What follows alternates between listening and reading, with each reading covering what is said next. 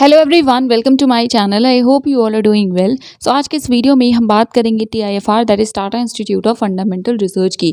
इनकी तरफ से एप्लीकेशंस इनवाइट किए गए हैं। पोर्टल जो पहले एक्टिव नहीं था वो एक्टिव है एंड 31 अक्टूबर अभी लास्ट डेट है।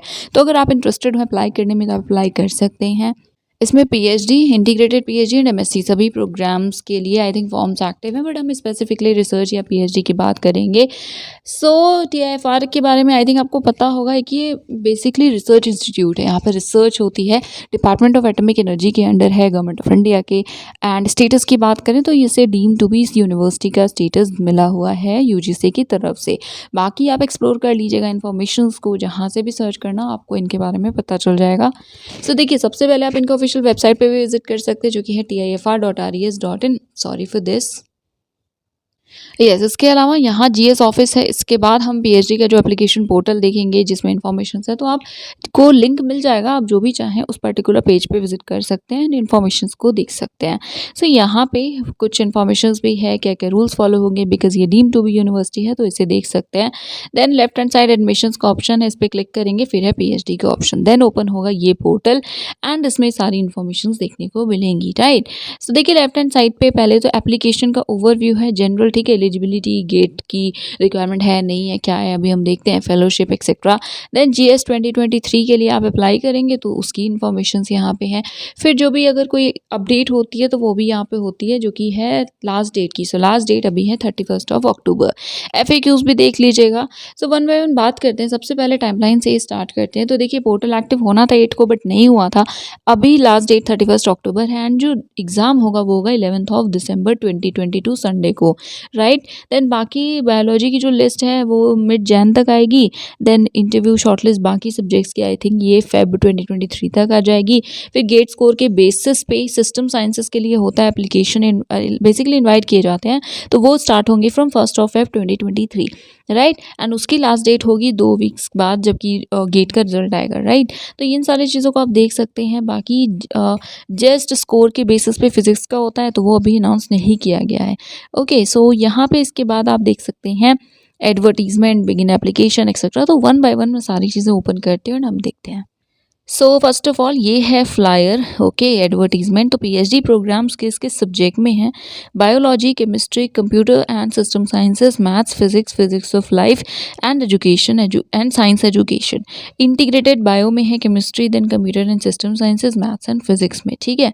इसके बाद यहाँ पे आप GS ऑफिस बेसिकली एड्रेस वगैरह देख सकते हैं। कम्युनिकेशन कैसे करेंगे, FAQs के लिए भी लिखा हुआ है कि आप उसे पढ़ सकते हैं। ऑनलाइन टेस्ट होगा जो कि थ्रू आउट इंडिया होगा, तो आई एम होपफुल कि जो भी मेजर सिटीज़ हैं आपके स्टेट में वहाँ पे आपको मिल जाएगा centre. Last date is 31 October and test है 11 दिसंबर को। सो अब हम बात करते हैं एलिजिबिलिटी की। तो देखिए, अगर आप फाइनल ईयर में हैं, पेयरिंग है, तो भी आप अभी एलिजिबल हैं, अप्लाई कर सकते हैं। मैथ्स के लिए MA, MSc, MMath, MStat, ME, MTech क्या होना चाहिए। एंड IPHD के लिए BA, BSc, MMath, BStat, BE या BTech होना चाहिए, ओके। एंड अगर आपके पास ऑलरेडी कोई डिग्री है मास्टर्स की, या फिर आप कर रहे हैं, कंप्लीट नहीं है, तो आप एलिजिबल नहीं है IPHD के लिए, यू कांट अप्लाई। फिजिक्स के लिए MSc, MS होना चाहिए फिजिक्स में, या कोई इक्विवेलेंट डिग्री हो। एंड टोटल जो स्ट्रक्चर रहा हो, जो एजुकेशन रहा, वो 5 ईयर्स से कम नहीं होना चाहिए। IPHD के लिए है ME, MTech, BSc, BS, BE, BTech, B chemistry आपने किया है इन फिजिक्स या इंजीनियरिंग फिजिक्स एक्सेट्रा में, तो आप एलिजिबल होंगे। इसका ड्यूरेशन 3 ईयर्स से कम नहीं होना चाहिए। एंड बाकी भी देख सकते हैं, अब आपके डिग्री पे डिपेंड करता है। फिजिक्स ऑफ लाइफ के लिए इंटरडिसिप्लिनरी PhD प्रोग्राम है जिसमें BE, BTech, ME, MTech, MSc, MS engineering में, फिजिक्स, केमिस्ट्री, मैथ या CS में किया है तो आप एलिजिबल हैं। बायोटेक्नोलॉजी की डिग्री अगर आपके पास है तो आप डायरेक्टली बायोलॉजी एडमिशन स्ट्रीम में अप्लाई करेंगे और किसी में नहीं। देन केमिस्ट्री है, सो MSc, BE, BTech, M.Pharm या फिर इक्विवेलेंट डिग्री है तो आप PhD के लिए एलिजिबल हैं। BSc, B.Pharm, then BS degree है, इक्विवेलेंट डिग्री है तो आप IPHD के लिए एलिजिबल हैं, right. Then next is biology. So इसमें भी यहाँ पे वही है कि मास्टर्स डिग्री होनी चाहिए बेसिक साइंसेज में, या कोई प्रोफेशनल डिग्री है, ओके। तो अब डिपेंड करता है आप आपके पास इनमें से कोई भी डिग्री है तो आप एलिजिबल हैं। ऑल्सो अगर आपके पास नॉन बायोलॉजी अलाइड जैसे केमिस्ट्री, फिजिक्स, मैथ्स में कोई डिग्री है तो आप भी अप्लाई कर सकते हैं। लिखा हुआ है दैट अगर आपको एमएससी करना है बायोलॉजी में एंड आपके पास डिग्री मैथ्स, फिजिक्स या किसी में है तो आपको ऑफर किया जाएगा, आप आईपीएचडी में एनरोलमेंट लिंक करवा सकते हैं, जो एडमिशन है वो ले सकते हैं। ठीक है, फिर अगर एमएससी एग्जिट हैं आप तो आईपीएचडी के लिए आप एलिजिबल हैं। एमएससी अगर करनी है वाइल्ड लाइफ में तो आप देख सकते हैं कि 50% मार्क्स रिक्वायर्ड है बैचलर्स में। देन है कंप्यूटर एंड सिस्टम साइंसेज, तो इसमें भी तो यहाँ पे बेसिकली सिर्फ डिग्रीज की बात की गई है। तो अब आपका जो सब्जेक्ट है उसका देख लीजिएगा। एंड साइंस एजुकेशन के लिए मास्टर्स डिग्री होनी चाहिए आपके पास किसी भी सब्जेक्ट में, 5 ईयर्स से कम नहीं होना चाहिए। दैट इज़ 3+2, एक्चुअली 5 हो गया ना, UG plus PG. So yes, ये थे आपके डिग्रीज बेसिकली कि कौन सी डिग्री होनी चाहिए। देन गेट, जेस्ट एंड सीएसआईआर जहाँ पे मेंशन है उस पर क्लिक करेंगे तो फिजिक्स के लिए जेस्ट एग्ज़ाम स्कोर जो है वो बेसिस रहेगा। एंड आपको यहाँ पे जो भी वेबसाइट्स हैं टीआईएफआर मुंबई या एनसीआरए पुणे, टीआईएफआर हैदराबाद या फिर आईसीटीएस, तो इनके जब जेस्ट का रिजल्ट आएगा तो उसके 2 वीक्स के अंदर वो आपको वेबसाइट पे इन्फॉर्मेशन मिलेगी and then you will apply for that, right. Next is GATE NET exam. तो अगर गेट नेट क्वालिफाई है या उस सब की बेसिस पे है तो उसके बेसिस पे अगर आप अप्लाई कर रहे हैं तो वो भी आपको जो गेट नेट का रिजल्ट है, सपोज आप मेंशन कर रहे हैं कि जो नेट है अभी रिजल्ट तो आया नहीं इस बार का एंड आप उसके बेसिस पे अप्लाई करें, so what you will do कि आप उसमें जो भी इन्फॉर्मेशन मांगी गई होगी, आई थिंक रजिस्ट्रेशन और एप्लीकेशन में भी, I am not sure because of course I haven't applied, so आप उसे मेंशन करेंगे। जब रिजल्ट आएगा तो आई थिंक कट ऑफ या ऐसा कुछ आएगा। बट जैसा कि आपने देखा कि इनिशियली बोला गया है कि फिजिक्स का अभी शायद ओपन नहीं है, तो एक बार आप अप्लाई करके देख लीजिएगा कि फिजिक्स के लिए गेट या नेट स्कोर के बेसिस पे अप्लाई हो रहा है या नहीं। देन बायोलॉजी के लिए है तो आई थिंक गेट वगैरह मैंडेटरी होगा, आपके पास होना चाहिए। तो अगर आपके पास नहीं है तो I don't think you can apply, but again please FAQs check कर लीजिएगा।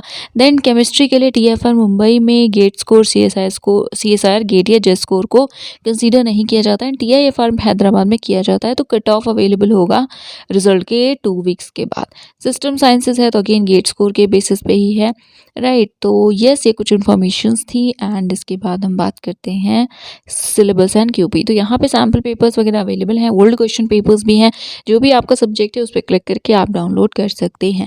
देन फेलोशिप की बात करें तो देखिए पीएचडी अगर आप करते हैं 31,000 प्लस जो भी आपका एचआरए और जो भी बाकी चीज़ें होती हैं वो मिलेगी एंड वो 35,000 हो जाएगा 2 ईयर्स के बाद या रजिस्ट्रेशन के बाद। ओके, तो जब तक रजिस्ट्रेशन मेनली नहीं होता है तब तक 31 है, उसके बाद 35 हो जाएगा।